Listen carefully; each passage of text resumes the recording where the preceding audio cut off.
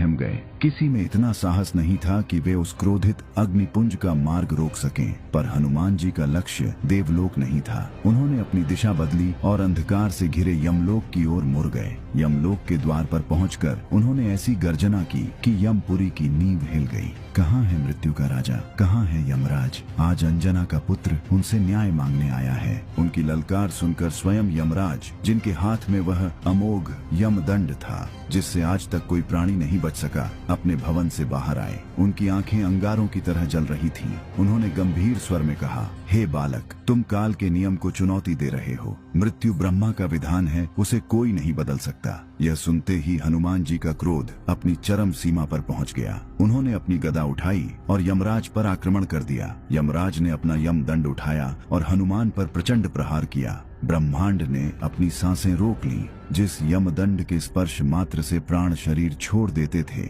वह जब हनुमान जी के वज्र समान शरीर से टकराया तो निष्प्रभ हो गया। हनुमान जी पर उसका कोई प्रभाव नहीं हुआ, क्योंकि कुछ समय पहले ही सूर्य को फल समझकर खाने के उपरांत उन्हें यमराज ने ही यमदंड से अभय होने का आशीर्वाद दिया था। हनुमान जी ने फिर कहा, मुझे मेरी माँ वापस कर दो। पर यमराज ने जब मना किया तो हनुमान जी ने अपनी गदा से ऐसा प्रहार किया कि यमलोक की धरती कांपने लगी। तीनों लोकों में हाहाकार मच गया। ब्रह्मांड का संतुलन बिगड़ने लगा। यह देख स्वयं परमपिता ब्रह्मा यमलोक में प्रकट हुए और कहा, रुको हनुमान, तुम्हारा क्रोध सृष्टि के नियमों को भंग कर रहा है। इस पर हनुमान जी ने उत्तर दिया, मुझे मेरी माँ चाहिए, मेरी माँ वापस कर दो, मैं चला जाऊंगा। पर ब्रह्मा जी ने कहा, यह सृष्टि के नियम के विरुद्ध है, तुम वापस जाओ। तब हनुमान जी अत्यंत ही दुखी होकर जोर जोर से रोने लगे। उनके रोने की ध्वनि इतनी तीव्र थी कि तीनों लोग कांप उठा।